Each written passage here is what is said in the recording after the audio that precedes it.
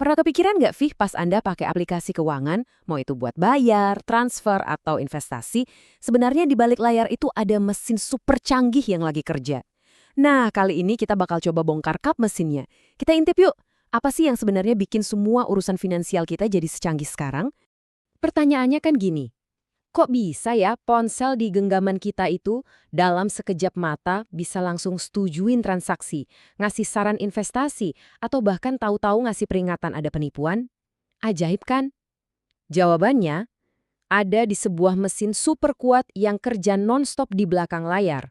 Oke, siap? Yuk, kita langsung mulai aja perjalanan kita masuk ke ruang mesinnya teknologi finansial. Kita bakal bedah satu persatu komponen utamanya, biar kita benar-benar ngerti gimana cara semua ini bekerja. Oke, pertama-tama kita mulai dari otaknya. Ya, ini bisa dibilang bagian paling krusial dari keseluruhan sistem. Komponen yang bikin semua keputusan-keputusan cerdas itu terjadi. Dan otaknya ini adalah kecerdasan buatan atau yang lebih kita kenal sebagai AI. Jadi AI di dunia keuangan tuh apa sih? Gampangnya gini deh, bayangin Anda punya asisten keuangan pribadi yang super duper pinter. Asisten ini bisa mikir dan belajar sendiri dari segunung data keuangan. Makanya dia bisa bantu ambil keputusan jauh lebih cepat dan pastinya lebih akurat. Nah, apa aja sih yang si otak ini lakuin? Pertama, dia itu adaptif banget. Misalnya nih, pola belanja Anda tiba-tiba aneh, beda dari biasanya. Si AI ini langsung bisa nangkep. Ini beneran Anda atau ada yang aneh ya? Dia juga ambil keputusan berdasarkan histori data Anda. Dan yang paling penting, dia makin lama makin pinter. Karena dia terus-menerus belajar. Plus, kerjaan-kerjaan manual yang dulu ribet, sekarang jadi otomatis berkat dia. Terus, gimana cara si AI ini belajar? Ada 3 cara utama. Pertama, pembelajaran terawasi. Ini kayak kita ngajarin anak kecil, ini loh contoh transaksi penipuan, yang ini aman. Jadi dia belajar dari contoh yang udah kita kasih label. Kedua, pembelajaran tidak terawasi. Nah, kalau yang ini, kita lepasin aja AI-nya ke tumpukan data, terus dia cari polanya sendiri. Misalnya, oh nasabah tipe ini ternyata suka belanja online. Terakhir, ada pembelajaran penguatan. Ini mirip kayak main game. Dia coba-coba sendiri, kalau benar dapat poin, kalau salah ya coba lagi. Tujuannya, biar bisa mengoptimalkan portofolio investasi Anda, misalnya.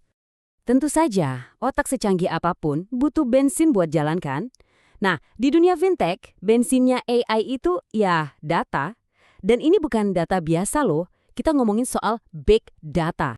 Big data, dengar namanya aja mungkin udah bikin pusing. Tapi tenang, analoginya bagus nih. Bayangin aja sebuah perpustakaan digital yang ukurannya super raksasa. Isinya apa? Semua catatan transaksi, setiap klik yang Anda buat di aplikasi, pokoknya semua aktivitas keuangan. Nah, semua data ini siap dianalisis buat nemuin info-info penting. Biar lebih kebayang, big data itu punya 4 ciri utama, sering disebut 4 V. Kita bahas cepet ya. V yang pertama, volume. Ini soal ukuran. Kita ngomongin triliunan transaksi setiap hari, ditambah data historis nasabah bertahun-tahun ke belakang. Pokoknya gede banget. Yang kedua, velocity. Ini soal kecepatan. Datanya itu nggak cuma gede, tapi juga ngalir super kencem. Analisisnya harus real time, detik itu juga pas transaksi terjadi. Nggak bisa nunggu besok atau lusa. V ketiga, variety atau keragaman. Maksudnya, bentuk datanya itu macam-macam banget. Nggak cuma angka-angka rapi di tabel ya, bisa jadi data transaksi, bisa juga log aktivitas Anda di aplikasi, bahkan bisa juga curhatan atau feedback Anda di email. Semuanya diolah. Dan yang terakhir, tapi super penting, veracity. Ini soal keakuratan data. Percuma kan datanya banyak, cepat dan beragam, tapi isinya ngaco. Jadi mastiin data itu benar, konsisten, dan bisa dipercaya, itu krusial banget. Karena kalau datanya sampah, ya keputusannya juga bakal jadi sampah. Jadi big data ini tuh kayak koin 2 sisi ya. Di satu sisi manfaatnya luar biasa. Bikin semua lebih efisien, bisa munculin produk-produk baru yang inovatif, manajemen risiko jadi lebih baik. Tapi di sisi lain, tantangannya juga nggak main-main. Soal keamanan data, gimana jagain kualitasnya, itu PR besar. Oke, kita udah punya otak, yaitu AI. Sama bensinnya, yaitu big data. Sekarang, kita butuh fondasinya. Sesuatu yang kokoh buat mastiin semuanya jalan dengan aman dan bisa saling nyambung.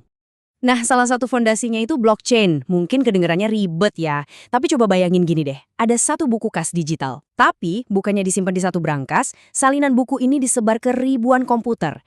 Jadi kalau ada yang mau iseng ngubah satu catatan aja, wah nggak bisa. Soalnya semua komputer di jaringan harus setuju dulu. Ini yang bikin blockchain super aman dan hampir mustahil dimanipulasi. Jadi, intinya blockchain itu ya buku besar digital yang terdistribusi dan nggak bisa diutak-atik.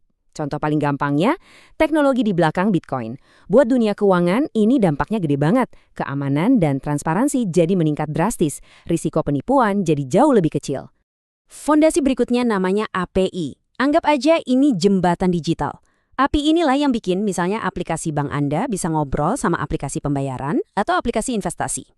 Berkat API, semua layanan yang beda-beda itu bisa nyambung dan kerja bareng dengan mulus dan yang pasti aman. Oke, lengkap sudah. Kita udah lihat otaknya, bensinnya, sama fondasinya. Sekarang, gimana kalau semuanya ini kita satuin? Yuk, kita lihat gimana kombinasi canggih ini ngebentuk masa depan keuangan kita. Nah, ini poin yang paling penting untuk kita ingat. AI, Big Data, Blockchain, dan API itu nggak jalan sendiri-sendiri. Mereka semua tuh satu tim. Saling nyambung, saling dukung, dan ngebentuk satu mesin raksasa yang super kuat. Mesin inilah yang, sadar nggak sadar, lagi mengubah total cara kita ngurusin duit sehari-hari. Jadi, kalau kita rangkum, kita punya AI sebagai otaknya, Big Data sebagai bahan bakarnya, terus blockchain dan API sebagai fondasi keamanannya. Kombinasi ini jadi mesin yang terus berevolusi dengan cepet banget. Ini yang bikin kita jadi mikir, kalau sekarang aja udah secanggih ini, dan mesin ini terus-terusan membentuk ulang dunia keuangan, kira-kira apa ya langkah selanjutnya?